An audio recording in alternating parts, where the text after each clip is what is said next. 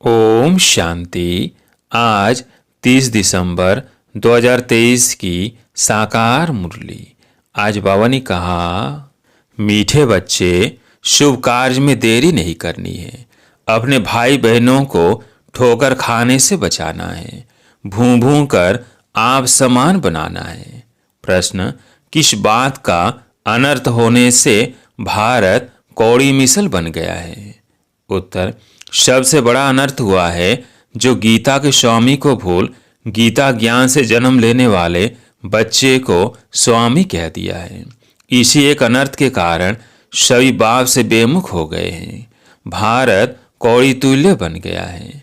अब तुम बच्चे बाप से सम्मुख में सच्ची गीता सुन रहे हो, जिस गीता ज्ञान से ही देवी देवता धर्म स्थापन होता है। तुम श्री कृष्ण के समान बनते हो। गीत है, किसने ये सब खेल रचाया। ओम शांति। ब्राह्मण कुलभूषण बच्चे समझ गए हैं कि बरोबर हमको स्वर्ग में बहुत अपरंपार सुख थे। हम बहुत खुशी में थे। हम जीवात्माएं स्वर्ग में बहुत मस्ती में थे। फिर क्या हुआ? रंग रूप की माया आकर चटकी। विकारों के कारण ही इसको नरक कहा जाता है। नरक तो सारा है। अब ये जो भ्रमरी का मिसाल देते हैं, भ्रमरी और ब्राह्मणी दोनों का काम एक है। भ्रमरी का मिसाल तुम्हारे ऊपर है। भ्रमरी कीड़े ले जाती है, घर बनाकर उसमें कीड़े डाल देती है। यह भी नरक है। सब कीड़े हैं, परंतु सब कीड़े देवी देवता धर्म वाले नहीं हैं। जो भी धर्म वाले हैं सब नरकवासी कीड़े हैं। अब देवी देवता धर्म के कीड़े कौन है यह कैसे पता पड़े? ये ब्रह्मावंशी ब्राह्मणियां हैं जो बैठ भू भू करती है। जो देवता धर्म के होंगे वही ठहर सकेंगे, जो नहीं होंगे ठहरेंगे नहीं। नरकवासी कीड़े तो सभी हैं। सन्यासी भी यही कहते हैं कि नर का ये सुख कागविष्ठा समान है। उनको यह पता नहीं कि स्वर्ग में अथाह सुख है। यहाँ पर 5% सुख और 95% दुख है, जिसको कोई स्वर्ग नहीं कहा जाएगा। स्वर्ग में तो दुख की बात नहीं रहती। यहाँ तो अनेक शास्त्र, अनेक धर्म तथा अनेक मतें हो गई है। स्वर्ग में तो एक ही अद्वैत देवता मत है, एक ही धर्म है। तो तुम हो ब्राह्मणियाँ, तुम भू भू करती हो। फिर जो इस धर्म के हैं वो ठहर जाते हैं। अनेक प्रकार के हैं। कोई नेचर को मानते, कोई साइंस को, कोई कहते ये सृष्टि कल्पना मात्र है। ऐसी वार्तालाप यहीं चलती है, सतयुग में नहीं चलती। ये बेहद का बाप प्रजापिता ब्रह्मा के मुख कमल से अपने बच्चों को बैठ समझाते हैं कि तुम मेरे पास थे, अब फिर मेरे पास आना है। इसमें शास्त्रों की तो बात नहीं उठती। क्राइस्ट तथा बुद्ध आते हैं, वो भी आकर सुनाते हैं।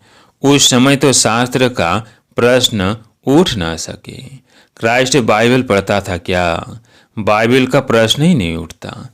बाप कहते हैं, बच्चे तुम अपनी हालत तो देखो। माया रावण ने तुम्हारी कैसी हालत कर दी है। समझते भी हैं कि हम आसुरी रावण संप्रदाय हैं। रावण को जलाते हैं परंतु जलता नहीं। रावण का जलना बंद कब होगा यह मनुष्यों को पता नहीं है। तुम हो ईश्वरीय दैवी संप्रदाय, तुम बच्चे हो हमारे। अब मैं फिर आया हूँ तुम बच्चों को राजयोग सिखलाने। अनेक धर्म हैं, उनमें से निकालने में कितनी मेहनत लगती है। गीता भी कहाँ से आई? आदि सनातन धर्म जो था उनकी निशानी कहाँ से निकली, जो फिर ऋषि मुनियों ने बैठ बनाई, जो आप तो सुनते आए हैं। वेद किसने गाए? वेदों का बाप कौन है? बाप कहते हैं कि गीता का भगवान मैं हूँ। गीता माता रची शिव बाबा ने, उसे जन्म लिया श्री कृष्ण ने। उनके साथ राधे आदि सब आ जाते हैं। पहले है ही ब्राह्मण। तुम बच्चों को निश्चय है कि वो हमारा मोस्ट बिलवेड बाप है, जिसको सब कहते हैं ओ गॉड फादर रहम करो। भक्त पुकारते हैं कि कैसे दुख से छूटे। अगर भगवान सर्वव्यापी हो तो फिर पुकारने की बात ही नहीं। मुख्य है गीता की बात। कितने यज्ञ आदि रचते हैं, अब तुम ऐसे पर्चे छपाओ। अब कितना अनर्थ हो गया है। जहाँ तहाँ देखो गीता लिखते रहते हैं। गीता किसने रची, किसने गाई, कब गाई, किसने बनाई, कुछ भी पता नहीं है। श्री कृष्ण का भी यथार्थ परिचय नहीं है। बस कह देते जिधर देखो सर्वव्यापी कृष्ण ही कृष्ण है। राधे के भक्त राधे के लिए कहेंगे सर्वव्यापी, राधे ही राधे है। एक निराकार परमात्मा को ही कहें तो भी ठीक, सबको क्यों सर्वव्यापी कह दिया है। गणेश के लिए भी कहेंगे सर्वव्यापी।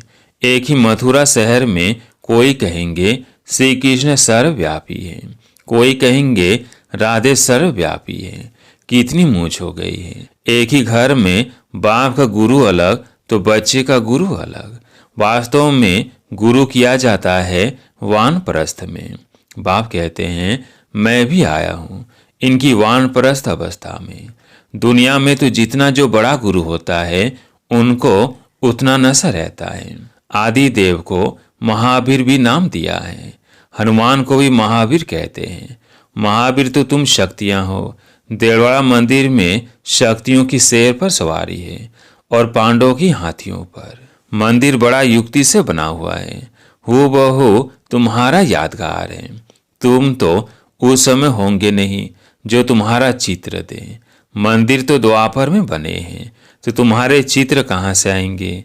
सर्विस तो तुम अभी कर रहे हो, बातें सब अभी की हैं। उन्होंने बाद में शास्त्र बनाए हैं। हम अगर गीता का नाम न ले तो मनुष्य समझेंगे पता नहीं यह कौन सा नया धर्म है, कितनी मेहनत लगती है। वो इस दुनिया में सिर्फ धर्म स्थापन करते हैं। तुमको तो नई दुनिया के लिए बाप तैयार करते हैं। बाप कहते हैं मेरे जैसा कर्तव्य कोई कर ना सके, सब पतितों को पावन बनाना पड़ता है। अब तुम बच्चों को वार्निंग देनी पड़े। भारत में कितना अनर्थ हो गया है, जिस कारण ही भारत कौड़ी तुल्य बना है। बाप ने गीता माता द्वारा श्री कृष्ण को जन्म दिया। उन्होंने फिर श्री कृष्ण को गीता का स्वामी बना दिया है। गीता का स्वामी तो शिव है, उसने गीता से श्री कृष्ण को जन्म दिया। तुम सब संजय हो। सुनाने वाला एक शिव बाबा है। प्राचीन देवी देवता धर्म का रचने वाला कौन, यह सब लिखने में बुद्धि चाहिए। गीता से हम जन्म ले रहे हैं, मम्मा राधे और यह फिर श्री कृष्ण बनेगा।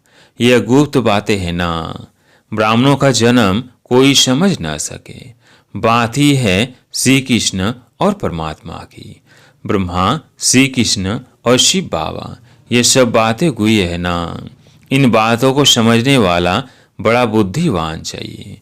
जिनका योग पूरा होगा उनकी बुद्धि पारस बनती जाएगी। भटकने वाले की बुद्धि में यह ठहर ना सके। बात तुम बच्चों को कितनी ऊंची नॉलेज दे रहे हैं। विद्यार्थी अपनी बुद्धि भी चलाते हैं ना, तभी बैठकर लिखो। शुभ कार्य में देरी नहीं करनी चाहिए। हम सागर के बच्चे अपने भाई बहनों को बचाए, बेचारे ठोकर खाते रहते हैं। कहेंगे बीके इतनी रड़ियां मारती है, कुछ तो बात होगी। लाखों पर्चे छपवा कर गीता पाठशालाओं आदि में बांटो। भारत अविनाशी खंड है और सर्वोत्तम तीर्थ है, जो बाप सबको सदगति देते हैं। उनके तीर्थ स्थान को गुम कर दिया है तो फिर उनका नाम निकालना पड़े। फूल चढ़ाने लायक एक शिव ही है, बाकी तो सब व्यर्थ है। गीता पाठशालाएं बहुत है, तुम बेस बदल कर वहां जाओ, फिर वह समझे यह बीके होंगी। ऐसे प्रश्न कोई पूछ न सके। अच्छा, तुम समझते हो कि शिव बाबा ब्रह्मातन से बैठ ये बातें समझाते हैं। जो बाबा स्वर का मालिक बनाने वाला है वो अभी आया हुआ है। जब तक ब्राह्मण न बने तब तक देवता बन न सके। ब्राह्मण कुल देवताओं से भी ऊंच है। सब की आत्मा पावन हो रही है। तुम फिर नई दुनिया में पुनर्जन्म लेंगे। अच्छा, मीठे मीठे सिकिलधे बच्चों प्रति माता पिता बाप दादा का याद प्यार और गुड मॉर्निंग। रूहानी बाप की रूहानी बच्चों को नमस्ते। हम रूहानी बच्चों की रूहानी बाप दादा को याद प्यार गुड मॉर्निंग नमस्ते नमस्ते। अब सुनते हैं दूसरी मुरली रात्रि क्लास 12 जनवरी 1969। बाबा ने कहा, तुम बच्चे एक बाप की याद में बैठे हो। एक की याद में रहना इसे कहेंगे अव्यभिचारी याद। अगर यहाँ बैठे भी दूसरे कोई की याद आती है तो व्यभिचारी याद कहेंगे। खाना पीना, रहना एक घर में, याद दूसरे को करना, यह तो ठगी हो गई। भक्ति भी जब तक एक शिवा की करते हैं तब तक अव्यभिचारी भक्ति हुई। फिर औरों को याद करना, यह व्यभिचारी भक्ति हो जाती है। अभी तुम बच्चों को ज्ञान मिला है। एक बाप कितनी कमाल करते हैं, हमको विश्व का मालिक बनाते हैं। तो उसे कोई याद करना चाहिए, मेरा तो एक। परंतु बच्चे कहते हैं शिव बाबा की याद भूल जाती है। वाह, भक्ति मार्ग में तो तुम कहते थे हम एक ही भक्ति करेंगे, वही पतित पावन है। और तो कोई को पतित पावन नहीं कहा जाता, एक को ही कहा जाता है, वही ऊंचते ऊंच है। अभी तो भक्ति की बात ही नहीं, बच्चों को ज्ञान है, ज्ञान सागर को याद करना है। भक्ति मार्ग में कहते हैं आप आएंगे तो हम आपको ही याद करेंगे। तो यह बातें याद करनी चाहिए। हर एक अपने से पूछे, हम एक बाप को याद करते हैं या अनेक मित्र संबंधियों आदि को याद करते हैं? एक बाप से ही दिल लगानी है। अगर दिल और तरफ गई तो याद व्यभिचारी हो जाती है। बाप कहते हैं बच्चे मामेकम याद करो, फिर वहां तुम्हें दैवी संबंधी मिलेंगे। नई दुनिया में सभी नए मिलेंगे। तो अपनी जांच रखनी है कि हम किसको याद करते हैं। बाप कहते हैं तुम मुझ पारलौकिक बाप को याद करो, मैं ही पतित पावन हूँ। कोशिश कर और तरफ से बुद्धि योग हटाकर बाप को याद करना है। जितना याद करेंगे उतना ही पाप कटेंगे। ऐसा नहीं कि जितना हम याद करेंगे उतना बाबा भी याद करेंगे। बाप को कोई पाप थोड़ी काटने हैं। अभी तुम यहाँ बैठे हो पावन बनने लिए। शिव बाबा ही यहाँ है, उन्हें अपना शरीर तो है नहीं, लोन लिया हुआ है। तुम्हारी बाप से प्रतिज्ञा की हुई है, बाबा आप आएंगे तो हम आपके बन नई दुनिया के मालिक बनेंगे। अपने दिल से पूछते रहो। यह तो जानते हो बुद्धि योग की लिंक घड़ी घड़ी बाप से टूट जाती है। बाप जानते हैं लिंक टूटेगी, फिर याद करेंगे, फिर टूटेगी। बच्चे नंबरवार तो पुरुषार्थ करते ही हैं। अच्छी तरह याद में रहे तो इस डिनास्टी में आ जाएंगे। अपनी जांच करते रहो, डायरी रखो, सारे दिन में हमारा बुद्धियों कहाँ कहाँ गया। तो फिर बाप समझाएंगे। आत्मा में जो मन बुद्धि है वो भागती है। बाप कहते हैं भागने से घाटा पड़ जाएगा, मुझे याद करने से बहुत फायदा है, बाकी तो नुकसान ही नुकसान है। याद करना है मुख्य एक को, अपने ऊपर खबरदारी रखनी है। कदम कदम पर फायदा, कदम कदम पर घाटा। 84 जन्म देधारियों को याद कर घाटा ही पाया। एक एक दिन होकर 5000 वर्ष बीत गए, घाटा ही हुआ। अब बाप की याद में रह फायदा करना है। ऐसे विचार सागर मंथन कर ज्ञान रतन निकालने हैं। बाप की याद में एकाग्रचित हो लगना है। कई बच्चों को कौड़िया कमाने की चिंता रहती है, माया धंधे आदि के विचार ले आती है। धनवान को तो बहुत विचार आते हैं, बाबा क्या करे, बाबा का कितना अच्छा धंधा था, धक्के आदि खाने की दरकारी नहीं थी। कोई व्यापारी आता था तो मैं पूछता था पहले यह तो बताओ व्यापारी हो या एजेंट हो। तुम्हें धंधा आदि करते बुद्धि का योग बाप से रखना है। अभी कलयुग पूरा हो सतयुग आता है। पति तो सतयुग में जाएंगे ही नहीं।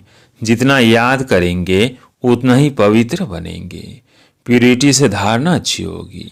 पतित न याद कर सकेंगे न धारणा होगी।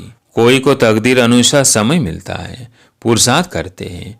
कोई को समय ही नहीं मिलता, याद ही नहीं करते। जिसने जितनी कोशिश कल पहले की है उतनी करते हैं। हर एक को अपने से मेहनत करनी है। कमाई में घाटा पड़ता था तो आगे कहते थे ईश्वर की इच्छा, अभी कहते हैं ड्रामा। जो कल पहले हुआ है वो होगा। ऐसे नहीं अभी 4 घंटा याद करते हो तो दूसरे कल्प में जाति करेंगे नहीं, शिक्षा दी जाती है। अभी पुरुषार्थ करेंगे तो कल्प कल्प अच्छा पुरुषार्थ होगा। तो जांच करो बुद्धि कहाँ कहाँ जाती है। मलय युद्ध में बड़ी खबरदारी रखते हैं। अच्छा, रूहानी बच्चों को रूहानी बाप दादा का याद प्यार गुड नाइट। धारणा के लिए मुख्य सार। पहला पॉइंट है, बुद्धिवान बनने के लिए यहाँ से अपनी बुद्धि को पारस बनाना है, बुद्धि इधर उधर भटकानी नहीं है। दूसरा पॉइंट है, बाप जो सुनाते हैं उस पर ही विचार करना है। ब्रह्मरी बन भू भू कर नरकवासी बने हुए कीड़ों को देव देवता बनाने की सेवा करनी है। शुभ कार्य में देरी नहीं करनी है, अपने भाई बहनों को बचाना है। आज प्यारे मीठे बाबा का वरदान, समानता की भावना होते भी हर कदम में विशेषता का अनुभव कराने वाले विशेष आत्मा भव।